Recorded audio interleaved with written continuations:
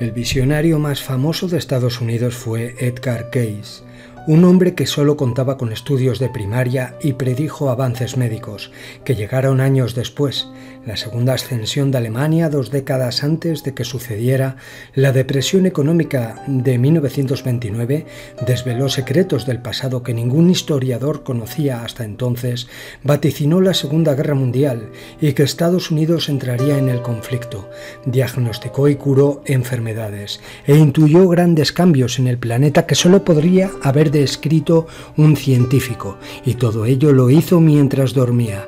Edgar Cayce está considerado como el mayor parapsicólogo de la era moderna, un hombre que utilizó sus habilidades psíquicas para ofrecer información detallada sobre prácticamente cualquier cosa que se le preguntase del presente, del pasado o del futuro.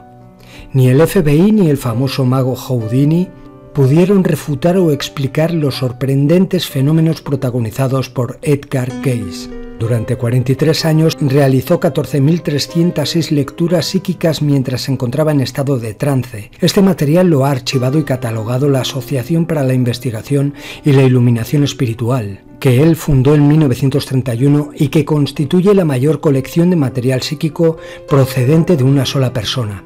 Tenía la habilidad de dormirse a voluntad y hablar de temas que en estado consciente ignoraba. Se recostaba en un sofá, entraba en trance y por lo general dormía un instante, luego con voz clara manifestaba tener el cuerpo y podía disertar sobre cualquier materia, contestar cualquier pregunta, describir cualquier escena y hablar de todo lo que concernía a una persona, su salud, sus emociones, sus cualidades, su entorno, su vida en ese momento, sus encarnaciones pasadas, etc. Realizó vaticinios sobre una enorme variedad de temas, aunque esencialmente se le conoce por sus lecturas sobre la salud y el tratamiento de las enfermedades. Abarcó unos 10.000 asuntos distintos. Si bien algunos lo han calificado de profeta, Edgar Cayce nunca tuvo esta pretensión. De hecho, en una lectura se describió como un servidor humilde, débil y sin mérito. Y es que al igual que Nostradamus, Cayce siempre se mostró muy humilde respecto a sus dotes. Ambos hombres compartieron un profundo sentimiento de compasión y asumieron la tarea de servir a sus semejantes. Los dos sentían mucho interés por la salud y la sanación. Nostradamus era médico, Edgar Cayce diagnosticaba enfermedades de forma intuitiva. Ambos empezaron como sanadores, pero acabaron haciéndose famosos como profetas. La increíble vida de Edgar Cayce comenzó en 1877 en los alrededores de Hopkinsville, una pequeña población dedicada al cultivo de tabaco en la zona rural de Kentucky. Nació en el seno de una típica familia de clase media del ámbito rural norteamericano de comienzos del siglo XX. Era el mayor de 5 hijos. Vivían principalmente del cultivo de tabaco, trigo y maíz y de la ganadería. Eran gente que acudía a misa los domingos, personas sencillas y decorosas. En aquella época, en gran parte de Estados Unidos, se experimentaba un renacimiento religioso, lo cual podría explicar el fervor y la profunda atracción que sentía Edgar por la Biblia y su aspiración de llegar a ser un médico misionero.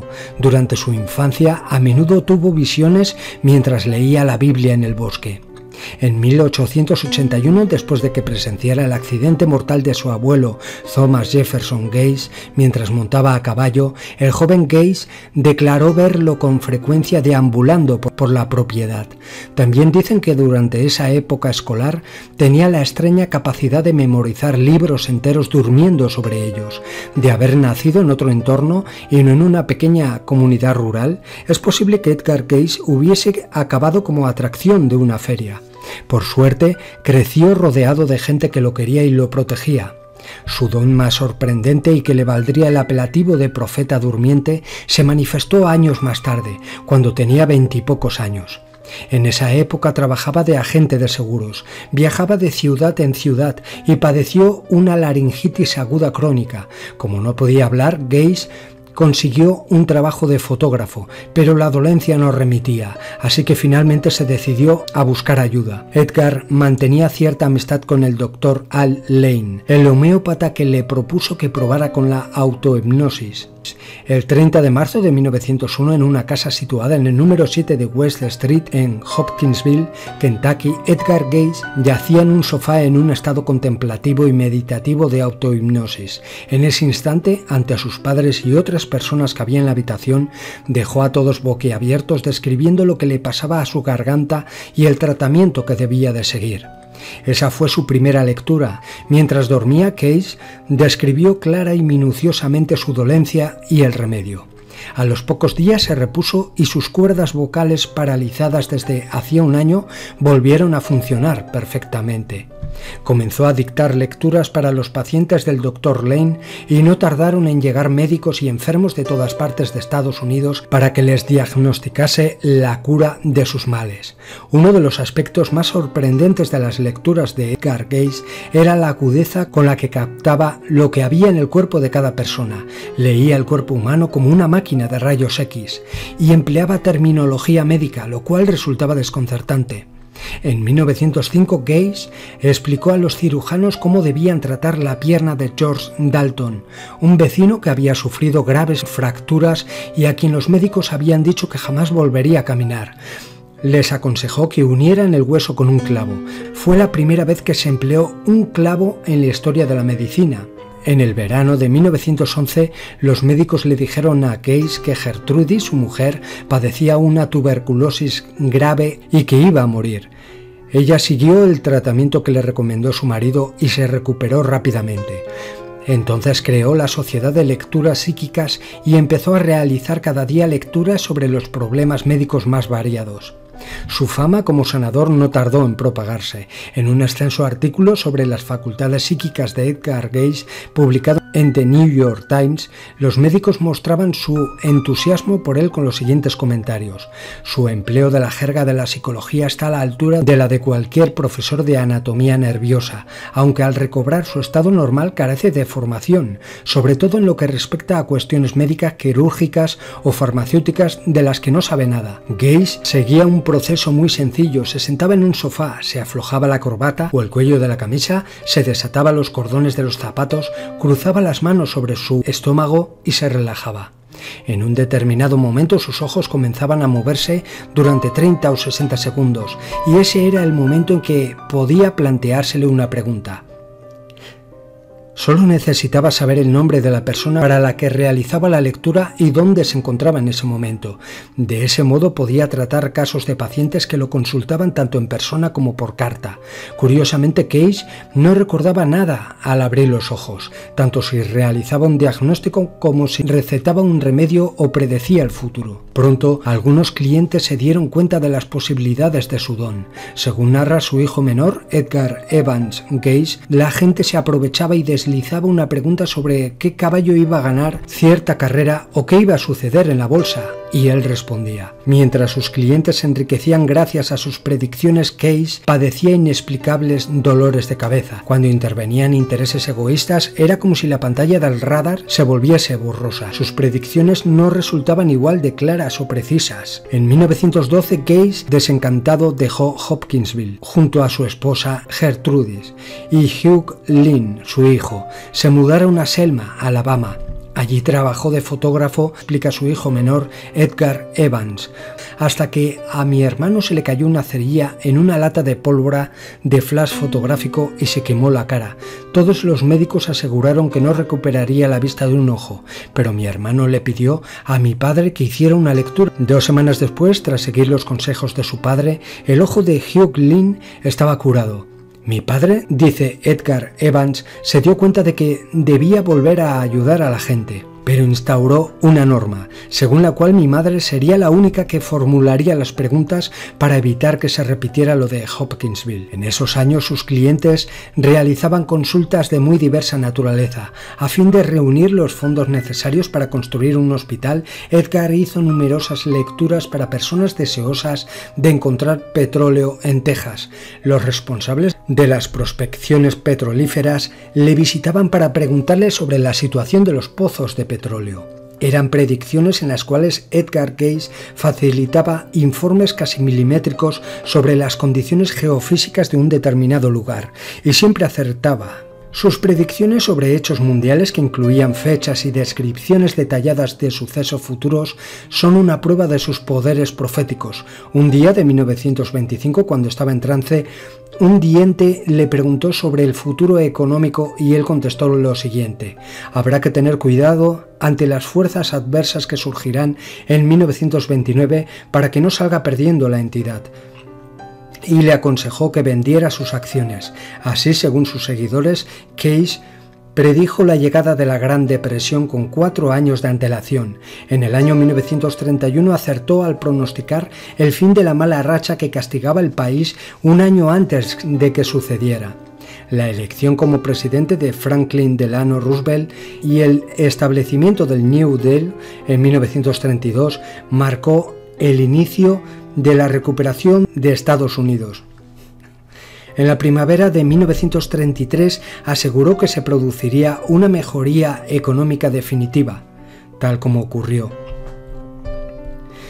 El historiador Mark Tharson sostiene que Edgar Cayce también predijo la Segunda Guerra Mundial y dijo lo siguiente: ciertamente las noticias que llegaban presagiaban un posible conflicto, pero él adivinó el momento en que todo comenzaría e incluso su final, y muchas de las cosas que sucedieron durante los años de la guerra. Las lecturas de Cayce también indican que es posible cambiar el futuro, una idea que compartía con Nostradamus. Lo cierto es que las predicciones de Cayce para el nuevo milenio son tan alarmantes como las de los profetas que le precedieron. Realizó predicciones espectaculares sobre cambios en el planeta, entre las que destaca la que se refiere a un cambio en el eje rotacional de la Tierra, lo cual sería catastrófico.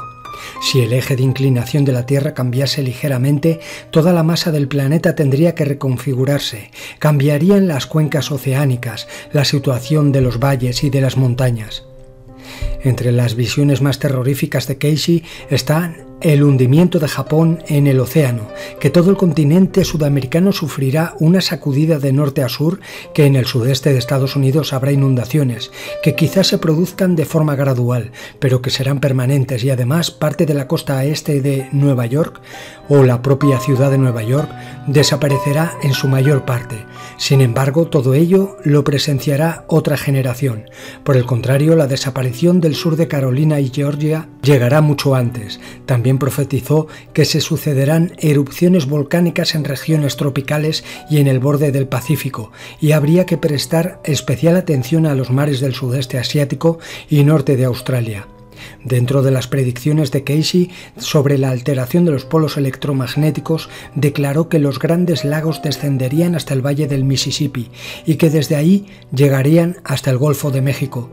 También señaló que en Europa se producirán repentinos cambios geológicos o climatológicos. En concreto, indicó que la Europa septentrional se modificará en un abrir y cerrar de ojos. En 1941 su profecía establecía que los lugares donde en esos momentos se desarrollaban las batallas de la Segunda Guerra Mundial estaban destinados a convertirse en océanos, mares y bahías. En aquellas fechas, la guerra afectaba en Inglaterra, Alemania y Ucrania soviética. Resulta sorprendente que Cayce, que no sabía nada en absoluto sobre la tectónica de placas, dijese que en el interior de la Tierra habría señales que nos prevendrían de la llegada del cambio de los polos. Habla de importantes cambios en el planeta que se irían haciendo cada vez más patentes a partir de 1958 hasta 1998. A partir de esa fecha la tendencia se haría todavía más pronunciada, por lo que sabremos que se acerca la alteración de los polos. En palabras de Cayce, se producirán levantamientos en el Ártico y el Antártico que provocarán erupciones volcánicas en las zonas tórridas. Nostradamus y Edgar Cayce también coincidieron en otro aspecto. Según Cayce, los trastornos sísmicos irán aumentando progresivamente, lo que coincide con la confirmación de geólogos y sismólogos acerca del incremento en todo el planeta del número de temblores, terremotos, erupciones, etc. Muchos profetas parecen coincidir en que se producirá algún tipo de desastre relacionado con el cielo, con las cosechas, con la subida del nivel del mar. Cada uno hace hincapié en un aspecto determinado, pero están de acuerdo en que se aproxima una fase de crisis evolutiva. Las tradiciones proféticas hablan de periodos de destrucción, de cataclismos, muertes, devastación. Básicamente esas predicciones son una advertencia para el ser humano sobre la necesidad de prestar atención a nuestra relación con el planeta Tierra Tierra, con la naturaleza y entre nosotros mismos.